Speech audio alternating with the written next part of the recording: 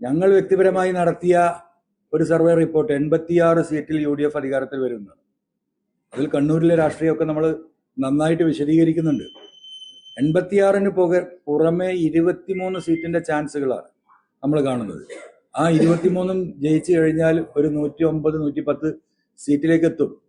86 കഴിഞ്ഞ് ഈ പറയുന്ന ചാൻസ് സീറ്റിന്റെ 50% വന്നാൽ പോലും 100 സീറ്റിലേക്ക് എത്തുന്ന സാഹചര്യമുണ്ട്. ഈ സാഹചര്യമൊക്കെ ഉണ്ടാക്കിയത് ഞാൻ ഈ 1.5 വർഷം മുമ്പ് ഉയർത്തിയ അതേ വിഷയമാണ്. പയ്യന്നൂരിലും തളിപ്പറമ്പിലുമൊക്കെ കുഞ്ഞികൃഷ്ണൻ സഖാവാണെങ്കിലും ഗോവിന്ദൻ സഖാവാണെങ്കിലും എല്ലാം അവർ ഉയർത്തുന്നു. സുധാകരേട്ടൻ ആലപ്പുഴയിൽ മത്സരിക്കാൻ തയ്യാറാകുന്നു. പാലക്കാട് ജില്ലയിലെ ശശിയും സുരേഷും മത്സരത്തിന് വരുന്നു. ആയിഷ പോറ്റി ഈ പറയുന്ന പിണറായി സത്തിന്റെ കുടുംബാധിപത്യത്തിന്റെ ഭാഗമായി പാർട്ടി വിട്ടുപോകുന്നു. കേരളത്തിന്റെ രാഷ്ട്രീയം പരിശോധിച്ചു നോക്കിയാൽ ഒരു ഘട്ടത്തിൽ പോലും, തെരഞ്ഞെടുപ്പ് ഘട്ടത്തിലോ അല്ലാതെയോ, CPM-ന് ഇത്രമാത്രം ഉത്തരവാദിത്തപ്പെട്ട നേതാക്കന്മാർ വിട്ടുപോരുന്ന സാഹചര്യം ഉണ്ടായിട്ടില്ല.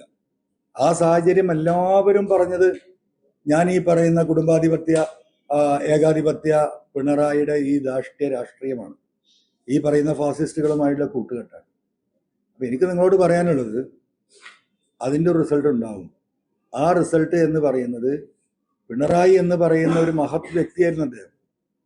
ആ വ്യക്തിയെ കാലം ഇനി വരാനിരിക്കുന്ന തലമുറ പരിചയപ്പെടാൻ പോകുന്നത് ഇടതുപക്ഷത്തെ കൊണ്ടുപോയി സംഘിയുടെ കാലിൽ കെട്ടിയ ഒറ്റുകാരനായി സഖാവ് പിണറായി ഈ തെരഞ്ഞെടുപ്പിന്റെ റിസൾട്ടോട് കൂടി മാറാൻ പോവുകയാണ്.